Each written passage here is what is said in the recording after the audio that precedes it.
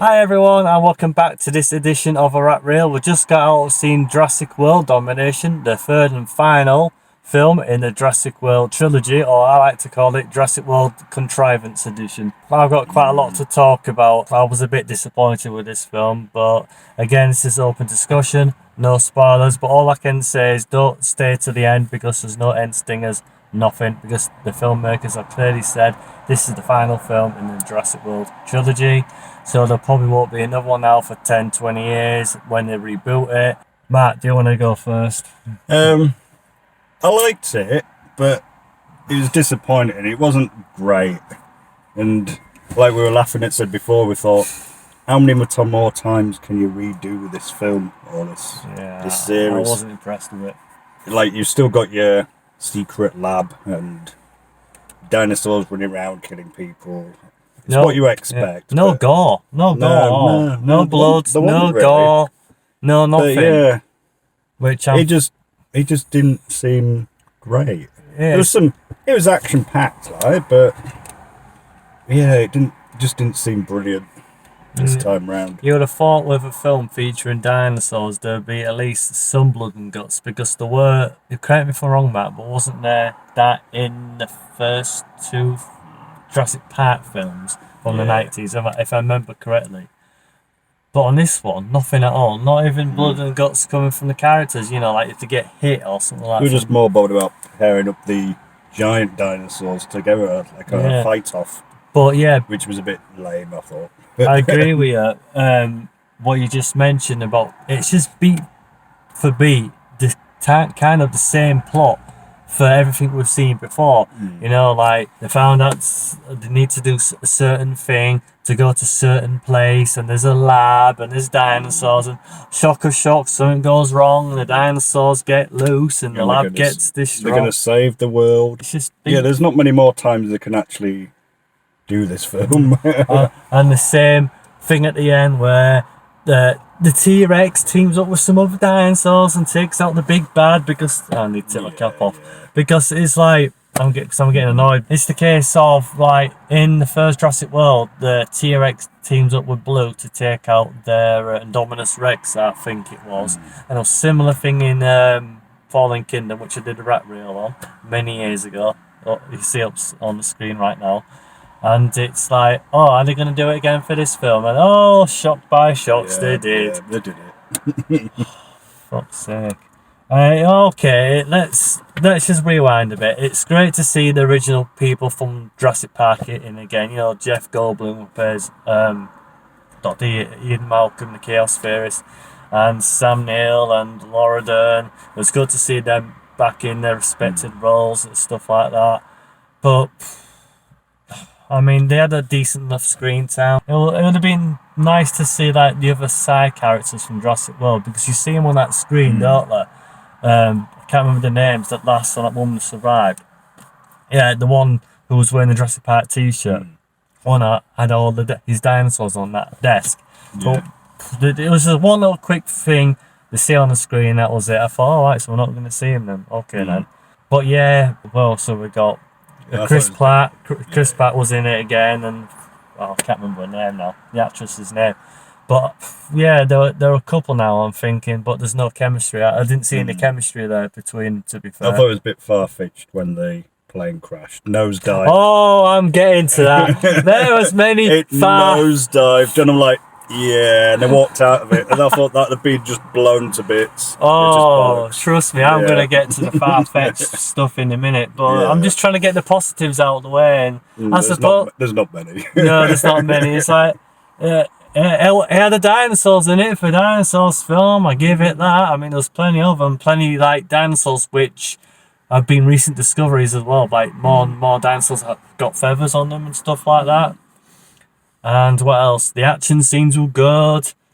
Like I said, it's good to see some of the characters back, and for most part, it was a decent enough film, I suppose. But then the things start stacking against it, like the music. They could have so used the original Jurassic Park music, from Jerry Goldsmith, who was the original composer. And it's like it builds up at several points where it starts, and it quickly fades away again. I thought, why don't you just play the whole theme? You've got the rights to it, why not play it? But they don't. It's like several moments it comes on, and it fades again. I thought, for fuck's sake. And then it's like, what I mean by what I said earlier about contrivance, it's like, oh, they need to do certain thing, and oh, look, a character appears out of the blue. What a coincidence. And then it happens again and again and again. It's like when the Jeep crashes into that. Down that cliff. And they just happen to crash right where the other characters are. I thought that was far-fetched. Oh, come on. Yeah, we're not spoiling it much, but no. It's like, it's a bit hard to believe in it. You just think, chances of that happening. it's like they keep bumping into characters like out of the blue kind of thing, like contrivance after contrivance, and thinking, oh, come on now, you're telling me these characters are going to converge at exactly the same spot just like that?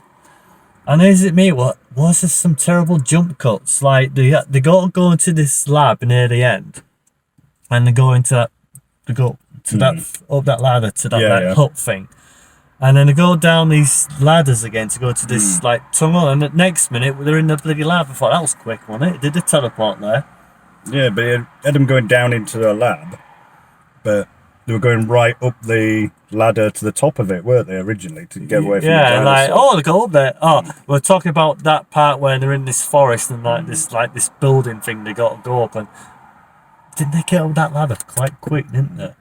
When they're but that was a take to old movies. They always have some lab or a building disused, which they find. Oh, I'm all right with that. I'm just on about the fact that they got that ladder quite sharpish. Like, there's a few of them going up it, and like, they go up there pretty quick. Like, when the big bad appears. Oh, I'm not going to say who the dinosaur is. It's not the Tyrannosaurus this time, and it's not the Dominus either. There's no hybrids in this film like the first two Jurassic World films.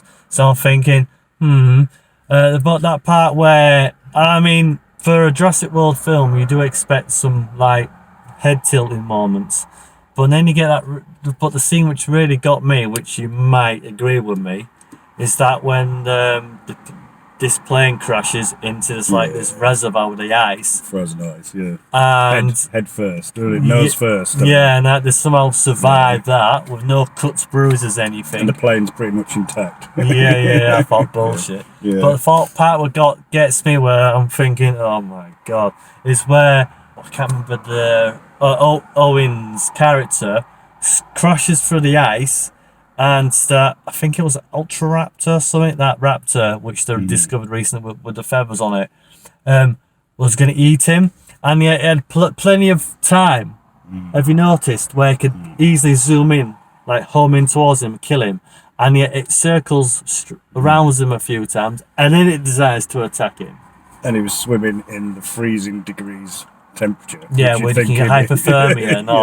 No, he's perfectly fine. Oh, he's swimming and jumping about. And somehow the woman manages to just pull him out with minimum to no effort. I thought, you're losing me, film.